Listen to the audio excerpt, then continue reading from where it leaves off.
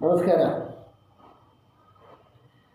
ನಮ್ಮ ಅಖಂಡ ಭಾರತ ದೇಶವು ಇಡೀ ವಿಶ್ವಕ್ಕೆ ಧರ್ಮ ಮತ್ತು ಸಂಸ್ಕೃತಿಯಲ್ಲಿ ವಿಶ್ವಗುರು ಆಗುವುದರಲ್ಲಿ ಸಂದೇಹವಿಲ್ಲ.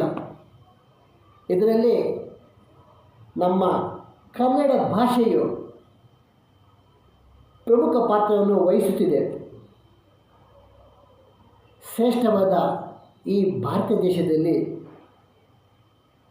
ಅಮೂಲ್ಯವಾದ 13 ಭಾಷೆಗಳಿವೆ. ಅದರಲ್ಲಿ ನಮ್ಮ ಕನ್ನಡ ಭಾಷೆ ಶ್ರೇಷ್ಠವಾದ ಭಾಷೆ. 8 ಜ್ಞಾನಪೀಠ ಪ್ರಶಸ್ತಿಗಳನ್ನು ಪಡೆದಂತಹ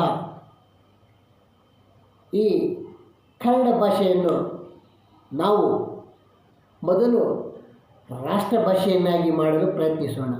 ನಂತರ ವಿಶ್ವ ಭಾಷೆಯನ್ನಾಗಿ ಮಾಡಲು ಪ್ರಯತ್ನಿಸೋಣ. ಕೇವಲ ಸರಿಸುಮಾರು 3 ಕೋಟಿ ಜನಸಂಖ್ಯೆ ಇರುವ ಆಂಗ್ಲನರು 26 ಅಕ್ಷರಗಳನ್ನು ಪ್ರಪಂಚಕ್ಕೆ ಪರಿಚಯಿಸಿ ವಿಶ್ವ ಭಾಷೆಯನ್ನಾಗಿ ಮಾಡಿದ್ದಾರೆ.